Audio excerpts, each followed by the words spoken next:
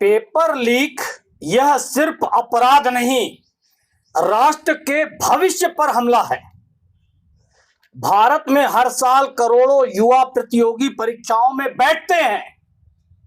कोई किसान का बेटा होता है, कोई मजदूर की बेटी, कोई रिक्शा चालक का बच्चा जो वर्षों तक दिन रात मेहनत करके एक परीक्षा के भरोसे अपने जीवन का सपना चुनता है, बुनता है।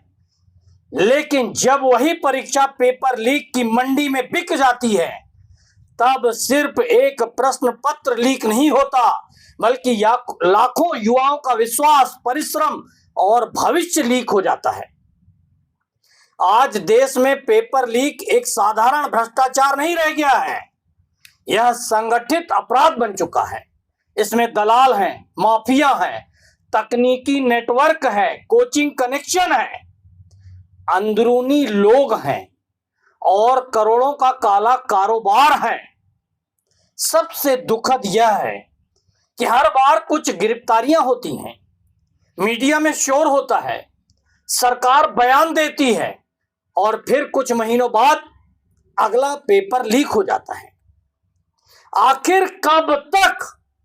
जिस देश में युवा को भारत का भविष्य कहा जाता है, उसी देश में युवाओं का भविष्य सबसे सस्ता क्यों है?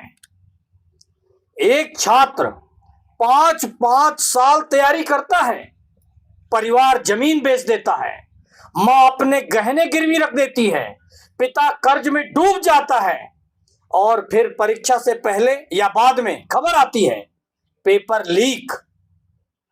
क्या यह केवल परीक्षा में धांधली है?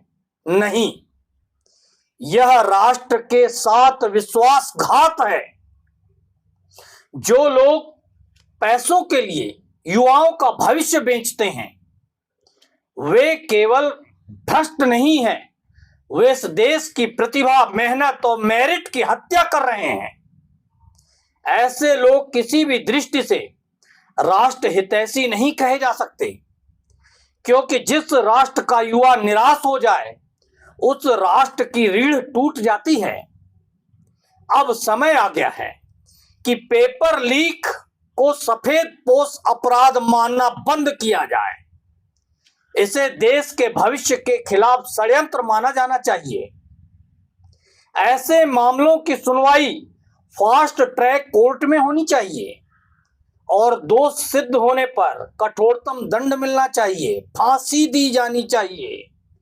क्योंकि जब सजा का डर समाप्त हो जाता है, तब अपराध उद्योग बन जाता है और आज पेपर लीक एक उद्योग बन चुका है।